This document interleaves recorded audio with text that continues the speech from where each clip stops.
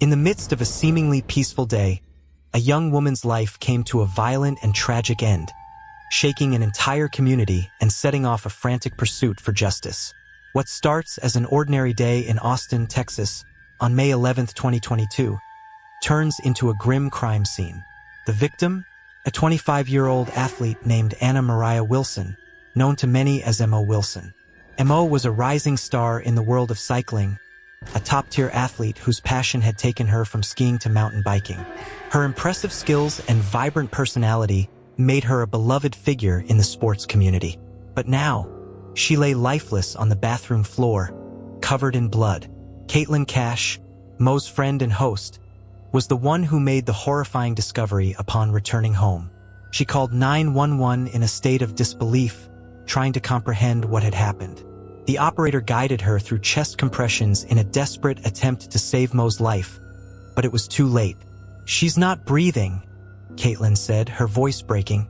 When emergency responders arrived, they confirmed the worst. M.O. had been shot multiple times in what appeared to be a calculated, brutal harm. There was no sign of forced entry, no evidence of robbery. The house was eerily undisturbed. This wasn't a random act, it was personal. 3 shell casings were found near Mo's body. The investigation quickly revealed that she had defensive wounds, suggesting she tried to protect herself before being shot. The forensic details were chilling. 1 bullet had passed through her hand, hitting her in the head, while another fatal shot struck her chest, leaving a mark in the floor. As police gathered more information, they spoke with Caitlin to understand who could have wanted to harm M.O. Caitlin revealed that M.O. was in town for a bike race and had been spending time with Colin Strickland, a fellow cyclist and someone Caitlin knew well. Colin became a focal point in the investigation. As investigators meticulously combed through the crime scene, a discovery awaited them not far from the apartment. A clue hidden in the thick growth of kudzu in a wooded area. It was M.O. Wilson's bicycle, discarded as though it had no value. But detectives knew better. A high-end bike like this being tossed into the brush was a clear signal that it could be crucial evidence. As they continued to piece together the puzzle, more details began to emerge. Cameras on homes nearby had recorded footage that could prove essential to solving the mystery. Detectives, experienced in spotting patterns, watched the footage for signs of suspicious activity. Anything that seemed out of the ordinary. What they found was an SUV, dark in color, circling the neighborhood repeatedly on the day of the crime. Unfortunately, the vehicle's bike rack obstructed the license plate, making identification difficult. But its proximity to the crime scene and the unusual pattern of behavior made it a focus of interest for investigators. As they canvassed the area further, they uncovered something even more unsettling. Footage from a nearby home's Ring doorbell camera. This chilling recording captured the sound of an altercation, followed by 3 distinct gunshots and a scream. The timestamp on the footage provided investigators with a crucial lead. It pinpointed the exact time of Mo's unalive. This new evidence prompted them to turn their attention to Colin Strickland, a name that had come up during the investigation. Strickland, a fellow cyclist who had known M.O., became someone investigators were eager to speak with. As they delved deeper into his connection with M.O., his status as a person of interest grew. Anytime there's a known relationship between 2 individuals, especially when one was the last to see the victim, it raises important questions. On May 11, 2022, M.O., who was in Austin for a bike race, was found lifeless on the bathroom floor, the victim of a brutal harm. She had been staying with her friend Caitlin Cash, who had given investigators a name, Colin Strickland. Strickland, a well-known figure in the cycling community, had been spending time with M.O. in recent months. As Caitlin relayed details to the police, she mentioned that M.O. had gone to meet Colin for a swim earlier that day. Investigators knew they needed to speak with him as soon as possible. When they tracked down Colin Strickland the next morning, they asked if he knew M.O. "Yeah, everyone calls her M.O.," he replied, visibly taken aback. He described her as an exceptionally talented rider, praising her potential in the competitive cycling world. As the conversation shifted to the news of Mo's death, Colin's expression turned to shock, a blank stare as he absorbed the reality of her tragic fate. He recounted his last interaction with M.O., explaining that they had spent time together the night before she was unalived. But as the investigation continued, questions swirled around whether that evening was as innocent as it seemed. On the day of the tragedy, Colin Strickland and Mo Wilson had spent time together at a local community pool, later grabbing dinner at a nearby spot. Surveillance cameras captured them during their meal, showing nothing out of the ordinary. Everything seemed perfectly normal. Colin eventually dropped Mo off at her friend's place, where she was staying during her trip to Austin. She entered the apartment, using the familiar PIN code on the door, unaware that these would be her last moments. What happened next remains chilling. Just a minute or two after Colin left, an intruder entered the apartment and unalived Mo. Evidence later suggested she may have been followed. CCTV footage captured Colin leaving the area on his motorcycle. But as the investigation unfolded, more disturbing details began to emerge. During routine questioning, police conducted an inventory of vehicles at Colin's residence. Among them was a dark SUV that matched the one seen on security cameras circling the neighborhood near the crime scene. Colin, when asked about the vehicle, revealed that it didn't belong to him but to his on-again, off-again girlfriend, Caitlin Armstrong. As investigators questioned Colin further at the police station, they began to dig deeper into his relationship with Caitlin. The two had been together for roughly 3 years, during which time their relationship had fluctuated between romance and business partnership, even collaborating on trailer restoration projects. When Colin had briefly separated from Caitlin, he had grown closer to Mo Wilson, sparking a casual romantic relationship that lasted a few months before fading, possibly due to Caitlin's presence in his life. Investigators pressed Colin about his firearms, to which he openly admitted owning 2 9mm fire weapons. One, he explained, had been purchased from Caitlin, and both had been used during visits to the shooting range. This admission raised alarm bells for law enforcement, as they realized the possible implications. Now, investigators needed to speak directly with Caitlin Armstrong. With new evidence and mounting suspicions, it was becoming increasingly clear that she might hold crucial answers. However, when questioned, Caitlin appeared calm and seemingly unaware of the gravity of the situation, claiming no knowledge of the incident. As the case against her began to build, including Colin's account and the discovery of the SUV seen near the crime scene, law enforcement was left grappling with the possibility that jealousy and heartache may have driven Caitlin to do the unthinkable. The investigation was far from over, but a clearer picture of that fateful night was beginning to take shape. As the investigation intensifies, law enforcement connects the dots between 34-year-old Caitlin Armstrong and an SUV seen on surveillance footage repeatedly circling the neighborhood where 25-year-old Mo Wilson was unalived. Caitlin, in an on-again, off-again relationship with cyclist Colin Strickland, had come to investigators' attention due to Mo's recent connection with Colin. Detectives soon learned that Caitlin had an outstanding warrant for an unrelated matter. The charge? A theft of service, specifically for not paying for a Botox treatment. Though minor, this gave authorities a reason to bring her in for questioning. Upon her arrest, Caitlin appeared confused. "What's this about?" she asked. Officers explained the warrant, although she claimed she had no idea about the situation. The arrest seemed trivial, yet it allowed detectives the opportunity to interrogate Caitlin about the real issue at hand, Mo Wilson's death. However, things quickly took a turn. As it turned out, the warrant had been filed incorrectly, with a birth date that didn't match Caitlin's.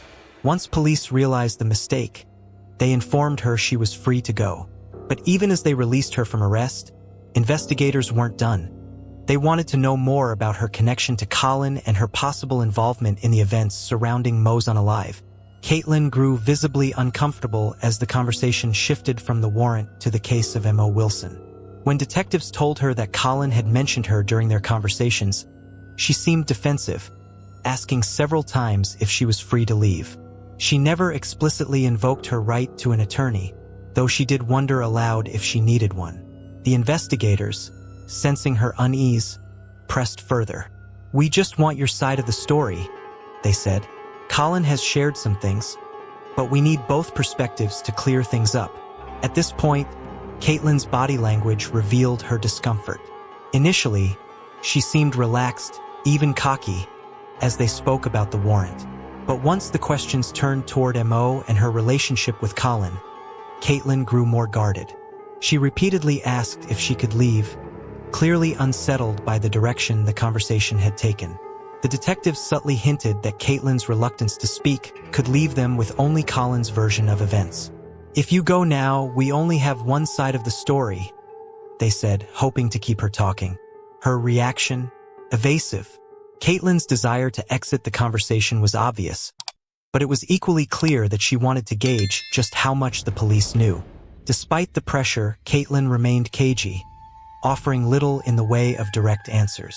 With no concrete evidence to detain her further at that moment, police had no choice but to let her leave. However, they were increasingly convinced that Caitlin was their prime suspect. Determined to gather more evidence, law enforcement began digging into Caitlin's digital footprint, subpoenaing her phone records and investigating her 2012 Jeep Cherokee, the same vehicle seen near Mo's home. As the investigation progressed, Caitlin made a suspicious move. She sold her Jeep for over $1,000 in cash. For the police, this was a red flag, indicating that she might be planning to flee. And flee she did. Caitlin left Austin and boarded a flight to New York, heading to stay with her sister. Surveillance footage from the Austin airport showed her calmly passing through security, yoga mat in hand. The case seemed to stall as Caitlin vanished, prompting authorities to escalate the search. Federal and international agencies were brought in to track her down, and soon they uncovered a significant clue. Caitlin's sister's passport was missing. Checking flight logs under her sister's name, investigators discovered that Caitlin had flown to Costa Rica.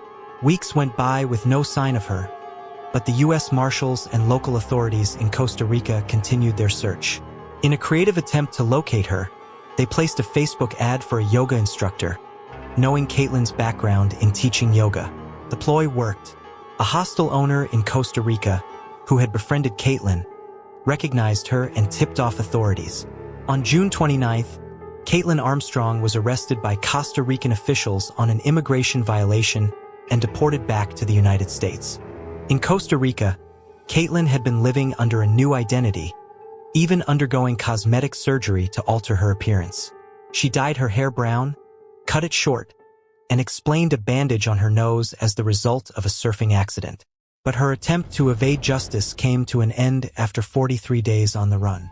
As law enforcement pieced together the evidence, they found that Caitlin had become suspicious of Colin's relationship with Mo and had even begun digitally stalking her.